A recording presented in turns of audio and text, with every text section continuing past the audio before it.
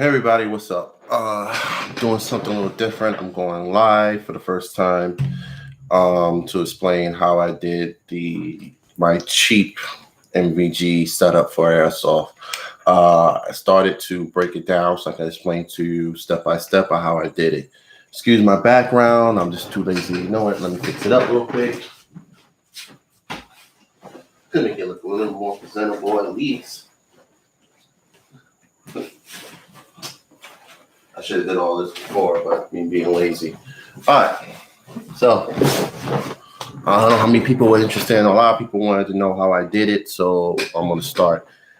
So pretty much, first thing you had to do was get the 2019 Call of Duty Black Edition NVGs. They usually sell on eBay for 100 and some change, sometimes up to $200. I got these from eBay for 119, brand new. Most people have these, don't even use them. They probably have it like on a stand or just collecting it like a collectible. They're not really using it. So some people will have no problem letting these go.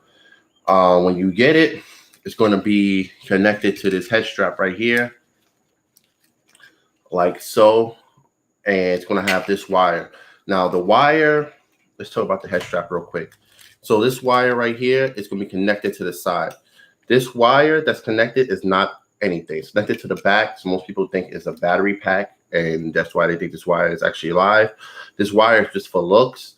If you actually open the battery pack, get this stupid thing open. It's empty. It's dummy. And sorry about that. I was getting a phone call. Within my life. So yeah. So it's dummy. It's nothing really in it. It's fake. Nothing. It's not even live. So first thing you're gonna do is separate it. I didn't cut it. I just pulled it from the side right here. I don't know if you can see it. This wire will connect in there. I wanted to do it in a way so in case I do decide to sell this, I can just glue it back and I can sell it with no problem. But if I do sell it, I'm going to sell it set up like this versus putting it back on here. I kept the head strap because I don't know. I thought I was going to use it for some reason, but apparently not. But so you can, it's easy to separate. It's actually really easy to separate. There's 3 screws on the back. These are regular Phillips head screws. No, these are Allen key screws, excuse me. Probably a little bit bigger than this. You need like a very small Allen key. This really, you need very few hand tools and a drill bit. So you go behind the back, remove it. It comes off easily. And then separate. Just pull the wire out. This wire, like I said, this wire is not live. You don't need it. The thing's eternally charged. This wire is just for looks. So don't worry about if this wire gets damaged or anything like that. Then it comes to the NVGs. Now, once you have it separated, it's going to have the original mount and stuff on it. It's going to have a top part. Okay. Sorry, I got a lot of junk over here. So this is the original mount. And it's the top part. And okay. So I'm supposed to have everything laid out, but of course I don't. Excuse the lack of planning. Okay. So this is the original mount that comes attached to this, right? And then this will be on top, which keeps it locked down, and it'll stay on the actual NVGs. So what you need to do is first take apart the screws in the back to pull it out. Then once it's out, this plate will be on here like that, right? And as you can see, these screw holes, right? Let me see. All right, the inner screw holes, these right here, is what was holding this to this. So you remove 1, 2, 3, 4, pull the top part off, and then this will come free. And then this now is separated from your NVGs, which you want. You don't want to remove this plate right here. This plate is what's going to house your woodcock's mount. So you just want to remove this old mount. So you take it off. So there are 4 inner screws. You see how the inner screws are nothing there? That's what's holding this. Get rid of that. Then you have to order a woodcock's mount. Now woodcock's mounts are kind of really expensive, like $30, $40, depending on when you get it. This is a cheap, right here, is a cheap MVG's, what do you call it, helmet mount. It's mostly meant for mock MVGs and etc. But this right here is strong enough to hold these, because these don't weigh nothing. They almost weigh the same weight as a mock MVG, so these will be fine. If you can tell, the style is almost the same setup as the one that came with it, with the button. You know, it's almost the same thing, and that's what you want. And you see the screws right here? Those screws, that screw holes, those 4 screw holes, goes inside the inner one. So you have to take the base plate off to get to the screws from the bottom, from inside, and then just come right up. This base plate separates from the actual MVGs.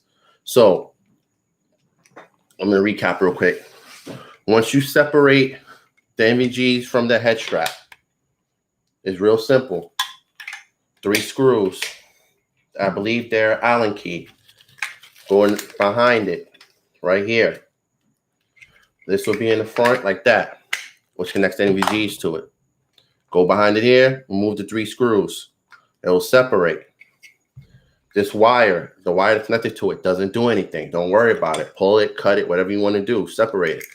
Then separate this. Once this is separated from the MVGs, you don't need that no more. Then when you get to the actual MVG headset, it's going to take your Allen key. This is about the size you need. And you're going to remove these 4 screws. But save them, because you're going to put this plate back. You remove these 4 screws. I'm going to do that right now real quick. And when you put them back, don't tighten it too much. It's all plastic. So if you over tighten it, you strip it, that's it. Just hand tighten. You just want it tight enough so it don't come off, but you want it loose enough so it's not you have to worry about it stripping or anything like that. Remember, this is all plastic. You don't need to be super tight. Only one you want kind of tight is the woodcock's mount, and I'll show you how you do that. Installing the woodcock's mount is a little challenging, but once you figure it out, it's not that bad. All right. So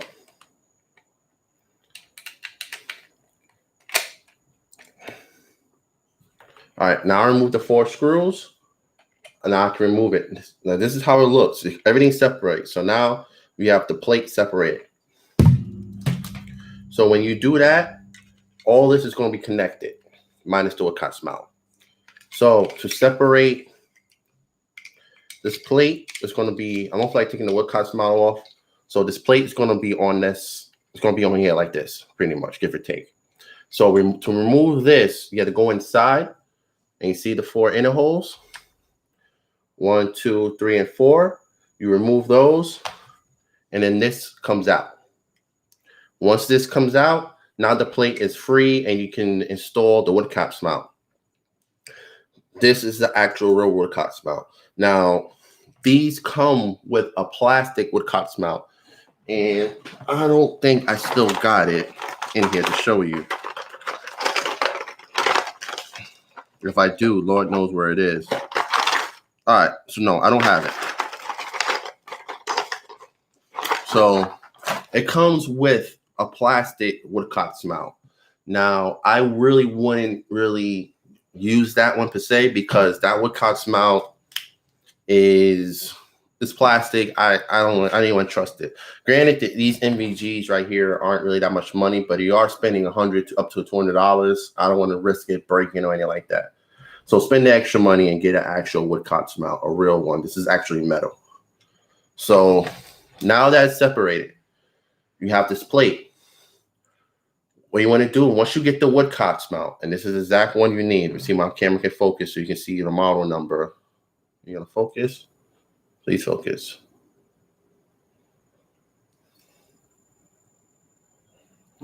My camera don't want to focus today. All right. Anyway, it's the part number is PN14004G01. That's the parts number. It's a woodcots mount. It's selling on eBay for 30, 35, $40. Not that bad expensive, but it's worth it. Once you get the woodcots mount, right, it's going to come with this Allen key screw. This Allen key right here, the screw right here in the middle, which is a little bit bigger than the ones you use to take off. So you got to get a little bit bigger one in this. So once you get it, you place it and decide where you want it. They take a very small drill bit, just a little bit bigger than the screw itself, or just the same size of the screw, and you drill a hole straight through the middle. Nothing too big. If it's smaller, it's fine. I'd rather go smaller than bigger when you're drilling this hole, because you only have one shot of doing this. So you want to go a little bit smaller and then size it up as you go. Even if you do a little bit smaller and you screw it in, it screws in tight, is even better. Too big, then you're going to have problems.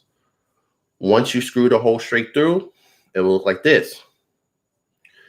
Then you'll get a nut, a very small, shallow nut. You don't want it to go past this. You don't want it to go past this plastic piece. If it does, it's going to protrude, and then these screws ain't going to line up, because these screws ain't that long. So you want it to be, how you can't see it? You want it to be as flush as possible. A little shorter, the better.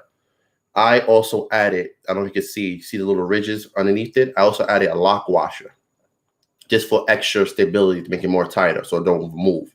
The last thing you want is the thing to be rattling. So you try to make it as more stable as possible. So you put the screw, find the exact size nut, but make sure it's small enough so it stays like that, so you don't see it. And it ain't too big, it's going to be an issue.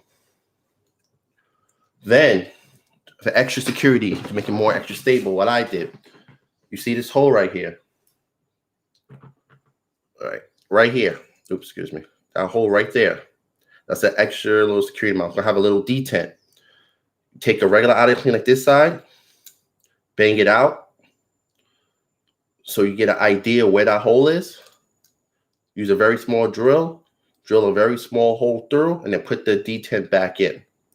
It's really simple to take it out, put it on a surface where it can come out. Take a very small Allen key like this, hit it with a plastic handle screwdriver. Hit it right here. Don't hit it here, hit it right here. Keep banging it until it falls out. Once it's out, screw this up, tighten this up, put the nut in, tighten up, get it where you wanted to get it.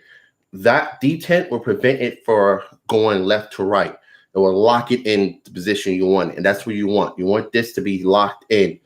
Even with your screw here and the nut there, it still will have the ability to slide left, slide right, slide left, slide right. You don't want that. You want this to stay stable. So make sure once you do this, make sure you put this detent in. It's very important.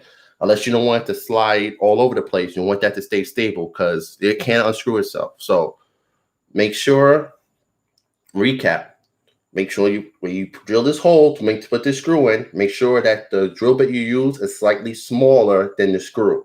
And then you can always adjust it as you go. Don't go too big. Once the screw is too big, if you mess it, you only got one shot with this plate. Once this plate is messed up, then you're screwed. So you gotta make sure. Measure twice, cut once. So drill the hole. Use a slightly smaller drill bit. I don't know the size. I don't really use size. I do everything by sight. But once you get the actual nut, once you get the woodcots mount, it comes with this actual screw. You'll get to judge what size drill bit you need. Then you drill the hole. Once you drill the hole, you put the nut in, and you put the I put the extra lock washer in, as you can see. Make sure the nut ain't as big as the plate itself. Make sure it fits flat, so this thing will go on the plate evenly. You want to go back the way it was, because if that washer's too big, it's going to be up, and then you're not going to be able to tighten it down. Then just tighten it up. Once it's tightened, right, you get an idea what position you want. Oh, before you even put this on, make sure you take this detent out first, because we're going to have a little plastic detent. Easy. Take the same Allen key that you use to remove it, to take the plate off. It's a perfect size to put in here. Bang it out. Then connect this, screw that on, get it in the position you want. Take a very small drill bit, drill through the hole here and out, and then put the detent back. As you can see, that detent is right underneath the screw. It's right here, right there. That will prevent your woodcock mounts from going left and right. It will keep it stable in the exact position. It'll keep it locked. Once you do all that, pretty much you're done. Next thing, you take your mount, put it back in the same position. Make sure it looks like this. Make sure this is facing towards where the lens are, because that's when the mount is going to lock onto. Then reconnect the screws, the outer screws. And like I said, only hand tight. Don't do it too much. If you do it too much, you'll strip it.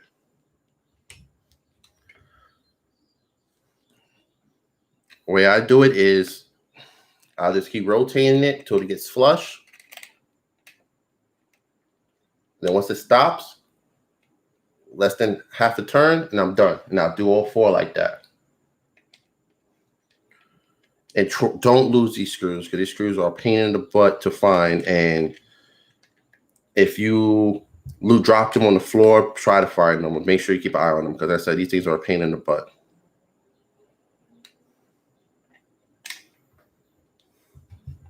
This whole setup literally could take you no more than 30 minutes or an hour, depending on if you have anything. The hardest thing is the woodcock mount and then finding the nut to screw in the woodcock mount. That's what took me some time. And the washer, because it has to be a certain size nut. If anything too thick, it's not going to work. You want something slim, but it can grab onto that nut. And you also, for extra stability, put a lock washer on the back so it doesn't slide out. All right, I want the last screw right here. Oh, crap. Sorry it's taking me so long. I'm trying to do this as fast as I can to make this video as short as possible. All right. I got it in. All right. All right. Now that's tight. It's on. It's not going nowhere. This mount was on eBay for like 30 bucks. This is for the hold the mock MVGs mount. It's for the mock MVGs, for the ones that just have people just use. This is what they use. If they have a metal one and a plastic one, the plastic one works just fine. You don't need the metal one. That one's like 100 bucks. This one's like $30. That's all you need. You don't need the metal one. It depends. Sometimes it fits kind of weird, but the metal one's all you really need. Now, once it's good like this button right here is what you use to lock it. So you put it in, you slide it on. Make sure you hear that little click, and then give it a little tug, and then now you're all set up. Now you can connect it to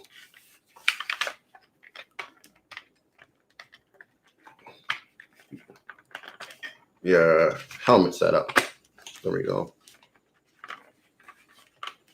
As soon as I get this thing in, it's kind of finicky depending on the type of helmet you have. So you want to make sure you get it snug. Okay, I think it's on there pretty good. All right, then you do a shake test over somewhere soft, and you're done. Then you just do regular adjustments here and there.